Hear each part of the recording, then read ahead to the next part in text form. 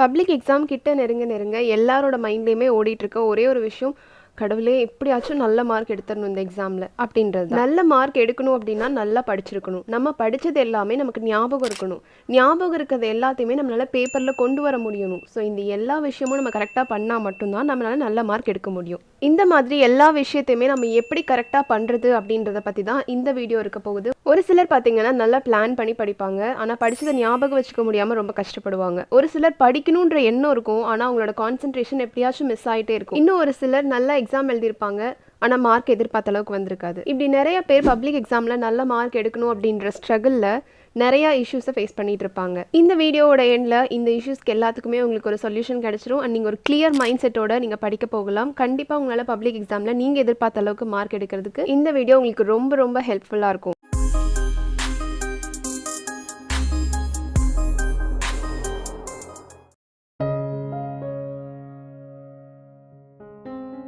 இவ்வளோ நாள் நீங்கள் என்ன ஸ்டடி டெக்னிக்கை ஃபாலோ பண்ணிட்டு இருந்தீங்களோ அதவே இப்போவும் ஃபாலோ பண்ணாமல் மற்றவங்கள நீங்கள் ஃபாலோ பண்ணி படிக்கிறது மூலிமா கண்டிப்பாக உங்களோட மார்க் அடிப்படும்.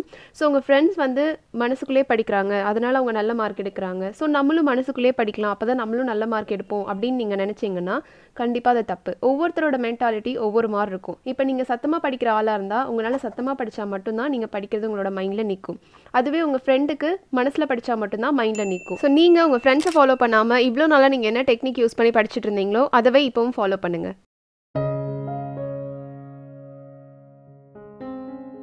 உங்களோட சிலபஸில் நீங்கள் என்னெல்லாம் டாபிக்ஸ் கவர் பண்ணியிருக்கீங்க, என்னெல்லாம் டாபிக்ஸ் கவர் பண்ணல அப்படின்றத லிஸ்ட் அவுட் பண்ணுங்கள். உங்கள் எக்ஸாமுக்கு இன்னும் எத்தனை நாள் இருக்குது அப்படின்றத கால்குலேட் பண்ணிக்கோங்க. ஃபர்ஸ்ட் எக்ஸாமுக்கு முன்னாடி இருக்க 5 டேஸை அந்த ஃபர்ஸ்ட் எக்ஸாம் ரிவிஷனுக்காக விட்டுருங்க. மீதி எவ்வளோ நாள் இருக்குது அப்படின்றத கால்குலேட் பண்ணி வச்சுக்கோங்க. ஃபார் எக்ஸாம்பிள் இப்போ உங்கள் கையில் 30 டேஸ் இருக்குது அப்படின்னா அதை 60-40 டிவைட் பண்ணிக்கோங்க. 60% ஆஃப் டேஸ் நீங்கள் ஆல்ரெடி படித்த டாபிக்ஸை ரிவைஸ் பண்ணுறதுக்கு யூஸ் பண்ணிக்கோங்க. அண்ட் 40% ஆஃப் டேஸை நீங்கள் இன்னும் கவர் பண்ணாத டாபிக்ஸை படிக்கிறதுக்கு யூஸ் பண்ணிக்கோங்க. இப்போ நான் சொன்ன எக்ஸாம்பிளில் 60% அப்படின்றது 18 டேஸ். ஸோ நான் 18 டேஸ் எடுத்துக்கிட்டு ஆல்ரெடி படித்த டாபிக்ஸ் எல்லாத்தையுமே ரிவைஸ் பண்ண போகிறேன். அண்ட் தென் 40% அப்படின்றது 12 டேஸ். ஸோ நான் படிக்காத டாபிக்ஸை கவர் பண்ணுறதுக்கு 12 டேஸ் எடுத்துக்க போகிறேன். ஸோ 10th ஸ்டாண்டர்ட் ஸ்டூடெண்ட்டாக இருந்தீங்க அப்படின்னா உங்களுக்கு 5 சப்ஜெக்ட்ஸ் இருக்கும். அந்த 18 டேஸை டிவைடட் பை 5 போட்டுக்கோங்க. அதே மாதிரி அந்த 12 டேஸையும் டிவைடட் பை 5 போட்டுக்கிட்டு ஒவ்வொரு சப்ஜெக்ட்க்கும் எத்தனை நாள் இருக்கோ அதுக்கேற்ற மாதிரி நீங்கள் படிக்க ஆரம்பிங்க. ஒருவேளை உங்களுக்கு ஈஸியான சப்ஜெக்டாக இருக்குது அப்படின்னா அதுக்கு கம்மியான டைம் அலாட் பண்ணிக்கோங்க. கஷ்டமான சப்ஜெக்டாக இருக்குது அப்படின்னா அதுக்கு நீங்கள் அதிகமான டைமை அலாட் பண்ணிக்கோங்க. இன்கேஸ் நீங்கள் 11th and 12th ஸ்டூடெண்ட்டாக இருந்தீங்க அப்படின்னா உங்களுக்கு 6 சப்ஜெக்ட்ஸ் இருக்கும். ஸோ டிவைடட் பை 6 போட்டு உங்களுக்கு ஒவ்வொரு சப்ஜெக்ட்க்கும் எத்தனை நாள் வேணுமோ அதுக்கேற்ற மாதிரி நீங்கள் கஸ்டமைஸ் பண்ணி படிக்க ஆரம்பிக்கலாம். உங்களோட ஸ்டடி பிளானில் நீங்கள் ஃபர்ஸ்ட் டஃப்பான சப்ஜெக்ட்ஸை ஸ்டார்ட் பண்ணி ஈஸியான சப்ஜெக்ட்டில் முடிக்கிற மாதிரி பார்த்துக்கோங்க. ஸோ நீங்கள் டஃப்பான சப்ஜெக்ட்ஸை ஃபர்ஸ்ட் முடிச்சிட்டிங்க அப்படின்னா உங்களுக்குள்ளே ஒரு கான்ஃபிடன்ஸ் வர ஆரம்பிக்கும். ஸோ உங்களால் ஈஸியாக மற்ற சப்ஜெக்ட்ஸை முடிச்சிட முடியும்.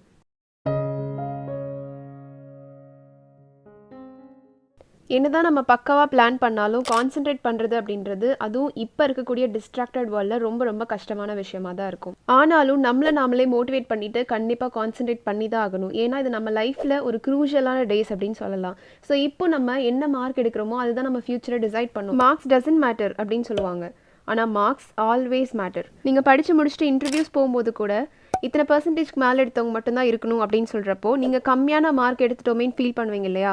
அப்போ ஃபீல் பண்ணி எந்த ஒரு யூஸுமே கிடையாது. ஸோ நீங்கள் இப்போவே இந்த க்ரூஷியல் டேஸை எப்படி யூஸ் பண்ணி உங்களை நீங்களே மோட்டிவேட் பண்ணி படிக்கிறது அப்படின்றத பிளான் பண்ணிக்கோங்க. எப்போல்லாம் உங்களுக்கு டிஸ்ட்ராக்டடாக ஃபீல் ஆகுதோ இந்த டைமில் நம்ம படித்து எடுக்கிற மார்க்கை வச்சு தான் நம்ம லைஃபே இருக்குது அப்படின்றத நீங்களே உங்களுக்குள்ளே சொல்லிக்கோங்க. அப்போ கண்டிப்பாக உங்களுக்கு மோட்டிவேட்டடாக இருக்கும். இது மட்டும் இல்லாமல் கான்சன்ட்ரேஷன் மிஸ் ஆகாமல் படிக்கிறதுக்கு நிறைய டெக்னிக்ஸ் இருக்குது. அதில் one of the best technique தான் பொமோடோரோ டெக்னிக். ஒரு டாபிக் இல்லைன்னா டாஸ்க்கை பிக் பண்ணிக்கோங்க. உங்கள் ஃபோன் எடுத்து 25 மினிட்ஸ் டைமர் செட் பண்ணிக்கோங்க. டைமர் செட் பண்ணிவிட்டு இப்போ படிக்க போங்க. இப்போ உங்களோட அல்டிமேட் டார்கெட் அந்த டைமர் முடியறதுக்குள்ளே நீங்கள் பிக் பண்ண அந்த டாஸ்க்கு கம்ப்ளீட் பண்ணுறது தான். டைமர் முடிஞ்சதுக்கப்புறம் நீங்கள் ஒர்க் அப்படியே ஸ்டாப் பண்ணிவிட்டு எவ்வளோ முடிச்சிருக்கீங்க, கம்ப்ளீட்டாக முடிச்சிருந்தீங்க அப்படின்னா டிக் மார்க் போட்டுக்கோங்க. ஏதாச்சும் பெண்டிங் இருந்துச்சு அப்படின்னா அதை நோட் பண்ணி வச்சுக்கோங்க. ஸோ இப்போ நீங்கள் ஒரு 5 மினிட்ஸ் பிரேக் எடுத்துக்கலாம். 5 மினிட்ஸ் டைமர் செட் பண்ணிட்டு ஒரு வாக் போகிறது இல்லைனா ஒரு காஃபி குடிக்கிறது அந்த மாதிரி ஒரு ஷார்ட் பிரேக் எடுத்துக்கோங்க.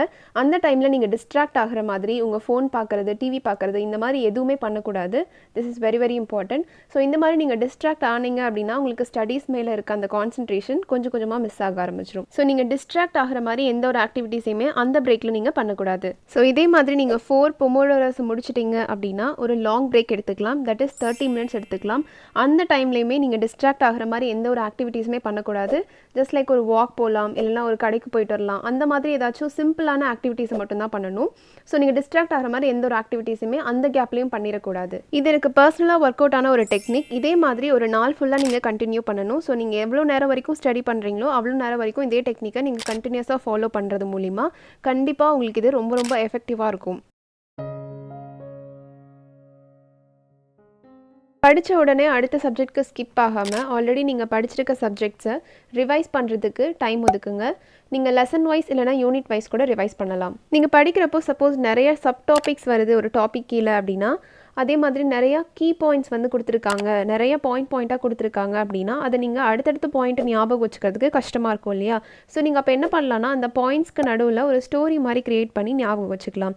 ஸோ இந்த மாதிரி ஸ்டோரி க்ரியேட் பண்ணும்போது உங்கள் பிரெயின் அதை ரொம்ப ஈஸியாகவே ஞாபகம் வச்சுக்கும். இம்பார்ட்டன்ட் கொஷின் ஒன்று நீங்கள் உங்களுக்கு புரியாததுனால மேலோட்டமாக படிச்சுட்டு போகிறதுனாலையும் உங்களுக்கு மறந்து போகிறதுக்கு நிறையா சான்சஸ் இருக்குது. ஸோ கிரிட்டிக்கலான கொஷின் ஏதாச்சும் இருந்துச்சுன்னா அதை நல்லா கான்சென்ட்ரேட் பண்ணி படிங்க. அப்போ தான் உங்களால் நல்லா எக்ஸாம் எழுத முடியும். உங்களுக்கு எதெல்லாம் மறந்து போகுமோ அப்படின்னு டவுட்டாக இருக்கோ அது எல்லாத்தையுமே ஒரு யூனிட் வைஸ் நீங்கள் நோட் பண்ணி வச்சுக்கோங்க. அப்போ நீங்கள் டக்குன்னு எக்ஸாம் போகிறதுக்கு முன்னாடி எதெல்லாம் நீங்கள் மறந்து போயிடுவோமோ அப்படின்னு பயந்தீங்களோ அது எல்லாத்தையுமே ஒன்ஸ் நீங்கள் டக்குன்னு எடுத்து பார்க்குற மாதிரி எழுதி வச்சுருக்கும் போது உங்களுக்கு அது ரொம்ப ஈஸியாக ஞாபகம் வச்சுக்க முடியும்.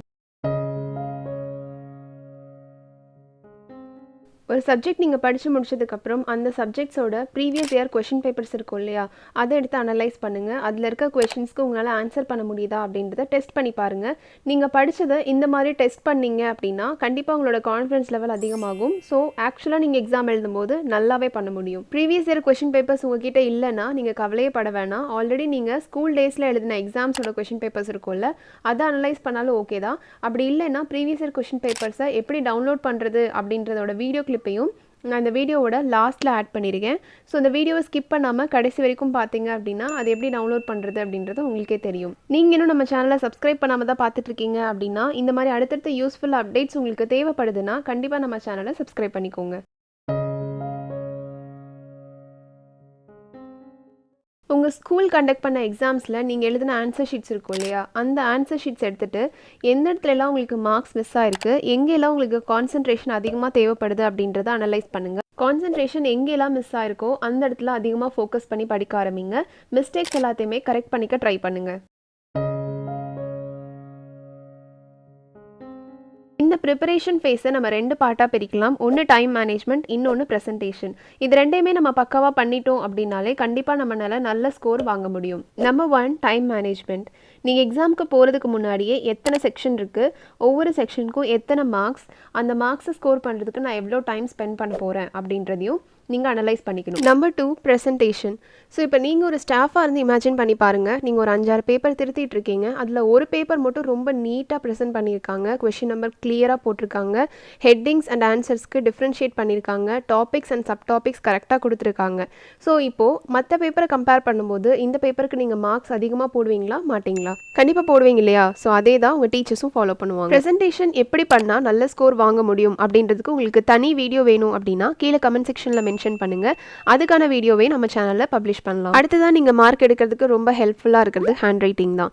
சில பேர் என்ன பண்ணுவாங்கன்னா ஸ்டார்டிங் நிறைய டைம் எடுத்துக்கிட்டு ரொம்ப அழகா எழுதுவாங்க. கடைசியாக டைம் ஆகுது அப்படின்னு சொல்லிட்டு ரொம்ப வேகமா எழுதி கிறுக்கி வச்சிருவாங்க. ஸோ ஃபர்ஸ்ட் நீங்க எழுதுனதுக்கும் லாஸ்டா உங்க ஹேண்ட் ரைட்டிங்க்கும் கொஞ்சம் கூட சம்பந்தமே இருக்காத மாதிரி போயிடும். அப்போ திருத்துற ஸ்டாஃப்ஸ்க்கு உங்க பேப்பர் மேல இருக்க அந்த ஒப்பீனியனே வந்து கம்மியாயிடும். ஸோ நீங்க ஸ்டார்டிங் எப்படி வந்து டைமை கீப் அப் பண்ணிட்டு எழுதிட்டு வரீங்களோ அதே மாதிரி கடைசி வரைக்கும் எழுத ட்ரை பண்ணுங்க.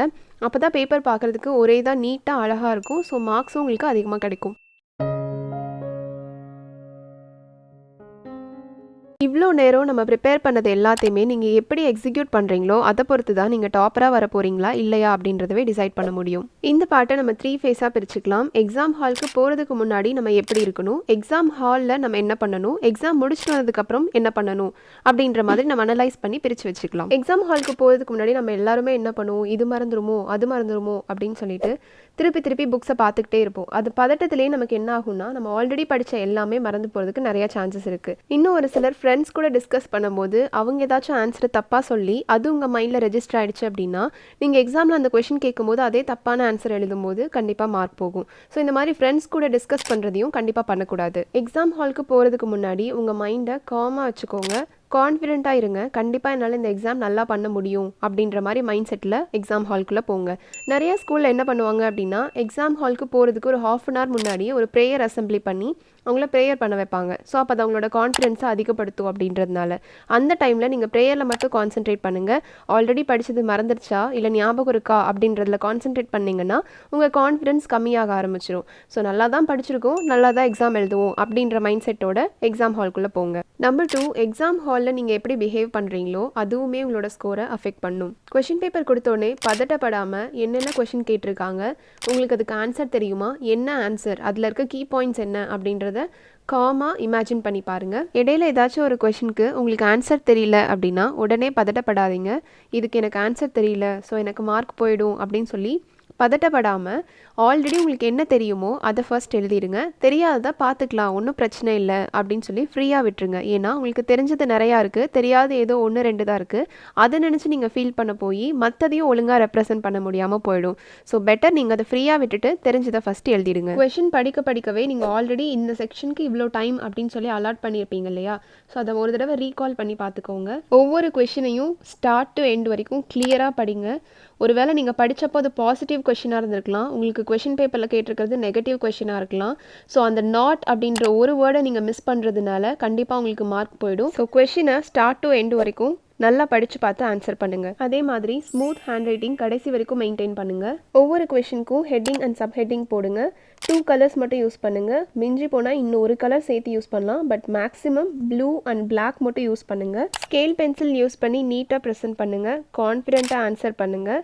எந்த இடத்துலையுமே தப்பு பண்ணிடாதீங்க. இன்கேஸ் ஏதாச்சும் ஒரு வேர்ட் தப்பு பண்ணிட்டீங்க அப்படின்னா அதுக்கு இங்க் எரேசர் யூஸ் பண்ண வேண்டாம். பென்சிலை வச்சு லைட்டாக ஸ்ட்ரைக் அவுட் பண்ணுங்கள். ஹோலாக அந்த பேப்பரை பார்க்கும்போது அந்த ஸ்ட்ரைக் அவுட் தெரியக்கூடாது. பட் அந்த வேர்டை பர்டிகுலராக பார்க்கும்போது கண்டிப்பாக நீங்கள் அதை அடிச்சிருக்கீங்க அப்படின்றது அந்த திருத்துறவங்களுக்கு தெரியற மாதிரி லைட்டாக ஸ்ட்ரைக் அவுட் மட்டும் பண்ணுங்கள். அப்போ தான் உங்களோட ஹோல் பேப்பர் பார்க்கும்போது நீட்டாக இருக்கும். இங்க் எரேசர் யூஸ் பண்ணிங்க அப்படின்னா அந்த இடத்துல பேப்பர் கிளியர் அளவுக்கு கூட ஒரு மாதிரி ஆகிடும். ஸோ பெட்டர் நீங்கள் பென்சில் யூஸ் பண்ணி ஸ்ட்ரைக் அவுட் மட்டும் பண்ணுங்கள். மேக்ஸிமம் தப்பு பண்ணாமல் எழுதுங்க. கொஷின் நம்பர் கரெக்டாக இருக்கான்னு எழுதும் போதே ஒரு தடவைக்கு 2 தடவை செக் பண்ணிக்கோங்க. எல்லா கொஷினுக்குமே ஈக்குவல் இம்பார்ட்டன்ஸ் கொடுத்து இன்ட்ரெஸ்ட்டோட எழுதி ப்ரெசென்ட் பண்ணுங்கள். கடைசியாக ஒரு போனஸ் ஸ்டெப் என்ன அப்படின்னா, லாஸ்ட் 15 மினிட்ஸை செக்கிங்க்கும் ப்ரெசன்டேஷனுக்கும் ஒதுக்கிடுங்க. மீதி இருக்க டைமை மட்டும் நீங்கள் எழுதுறதுக்கு யூஸ் பண்ணிக்கோங்க. ஸோ இந்த 15 மினிட்ஸ் நீங்கள் ஒதுக்குறது மூலிமா கண்டிப்பாக உங்களுக்கு மினிமம் 5 மார்க்ஸ்னாச்சும் கிடைக்கும். ஸோ கண்டிப்பாக லாஸ்ட்டாக ஒரு 15 மினிட்ஸை செக்கிங் அண்ட் ப்ரெசன்டேஷனுக்காக ஒதுக்கிடுங்க. இதை நான் என்னோட ஸ்கூல் டேஸில் ஃபாலோ பண்ணியிருக்கேன். இது கண்டிப்பாக ஒர்க் அவுட் ஆகும். நீங்களும் ட்ரை பண்ணி பாருங்கள். நம்பர் 3, எக்ஸாம் ஹால்லேருந்து வெளியில் வந்ததுக்கப்புறம் உங்கள் ஃப்ரெண்ட்ஸ் கூட ஆன்சர்ஸ் டிஸ்கஸ் பண்ணாதீங்க. அது அடுத்த எக்ஸாமுக்கான கான்ஃபிடன்ஸை கம்மி பண்ணுறதுக்கு நிறையா சான்சஸ் இருக்குது. இன்கேஸ் நீங்கள் ரொம்ப நல்லா எழுதியிருக்கீங்கன்னு உங்களுக்கு ஸ்ட்ராங்காக தெரிஞ்சிச்சு அப்படின்னா மட்டும் நீங்கள் ஆன்சர்ஸை செக் பண்ணலாம். பட் எப்போவுமே ஆன்சர்ஸை செக் பண்ணி ஏதாச்சும் 1-2 தப்பாகிடுச்சு அப்படின்னா அது உங்களோட அடுத்த எக்ஸாமுக்கான கான்ஃபிடன்ஸ் லெவலை ரொம்ப கம்மி பண்ண ட்ரை பண்ணும். ஸோ பெட்டர் அந்த ப்ராசஸை மட்டும் ஸ்கிப் பண்ணிவிடுங்க. ப்ரீவியஸ் இயர் கொஷின் பேப்பரை எப்படி டவுன்லோட் பண்ணுறது அப்படின்னு பார்க்கலாம். கீழே டிஸ்கிரிப்ஷனில் கொடுத்துருக்க லிங்கை கிளிக் பண்ணிங்க அப்படின்னா இந்த அஃபிஷியல் வெப்சைட்குள்ளே வந்துடலாம். ஸோ இங்கே ரைட் சைடில் இருக்க அந்த கொஷின் பேங்க் அப்படின்ற இந்த ஆப்ஷனை கிளிக் பண்ணிங்க அப்படின்னா எஸ்எஸ்எல்சியோட கொஷின் பேப்பர்ஸ் இருக்கும். And then HSC first year அதாவது 11th and 12th கொஷின் பேப்பரும் அவங்களே கொடுத்துருப்பாங்க. ஸோ இப்போ நான் எக்ஸாம்பிளுக்கு உங்களுக்கு SSLC கொஷின் பேப்பரை டவுன்லோட் பண்ணி காமிக்கிறேன். ஸோ இந்த கொஷின் பேங்க் லேட்டஸ்ட் நோட்டிஃபிகேஷன் அப்படின்றதுக்கு கீழே 4th ஆப்ஷனாக உங்களுக்கு கொடுத்துருக்காங்க SSLC all subject question paper அப்படின்ட்டு. ஸோ இந்த லிங்க்கை நீங்கள் கிளிக் பண்ணிங்க அப்படின்னாலே உங்கள் ஃபோனில் அந்த PDF டவுன்லோட் ஆகிடும். ஸோ அந்த PDFல உங்களுக்கு தேவையான எல்லா கொஷின் பேப்பர்ஸும் இருக்கும். உங்களுக்கு தேவையானது இல்லாமல் மற்ற கொஷின்ஸும் இருக்கும். ஸோ உங்களுக்கு எது தேவையோ அதை மட்டும் தேடி படிச்சுக்கோங்க. ஸோ ஃபர்ஸ்ட் இங்கே பார்த்தீங்கன்னா தமிழ் சப்ஜெக்ட் இருக்குது. அண்ட் தென் அடுத்தது நிறைய செகண்ட் லாங்குவேஜ்லாம் எடுத்து படிச்சிருப்பாங்க இல்லையா, அந்த ஸ்டூடெண்ட்டோட கொஷின் பேப்பர்ஸும் இங்கே இருக்கும். பட் நீங்கள் உங்களுக்கு தேவையான கொஷின் என்னவோ அதை மட்டும் சூஸ் பண்ணி படிங்க. அதை மட்டும் சூஸ் பண்ணி நீங்கள் டெஸ்ட் பண்ணி பாருங்கள். ஸோ இதில் அடுத்தது இங்கிலீஷ் இங்கே இருக்குது பாருங்கள். ஸோ இந்த மாதிரி உங்களுக்கு தேவையான சப்ஜெக்ட்ஸோட கொஷின்ஸை மட்டும் நீங்கள் அனலைஸ் பண்ணி படித்தாலே போதும். உங்களுக்கு இந்த வீடியோ யூஸ்ஃபுல்லாக இருந்துச்சு அப்படின்னா வீடியோக்கு ஒரு லைக் கொடுங்க. இன்னும் வேறு ஏதாச்சும் வீடியோஸ் வேணும் அப்படின்னாலும் கீழே கமெண்ட் செக்ஷனில் சொல்லுங்கள். அடுத்து நம்ம வீடியோஸில் பப்ளிஷ் பண்ணலாம். நம்ம சேனலை தொடர்ந்து ஃபாலோ பண்ணுங்கள். கீழே இருக்க ரெட் கலர் சப்ஸ்கிரைப் பட்டனை கிளிக் பண்ணி சப்ஸ்கிரைப் பண்ணிக்கோங்க. தேங்க்யூ ஃபார் வாட்சிங். Keep supporting.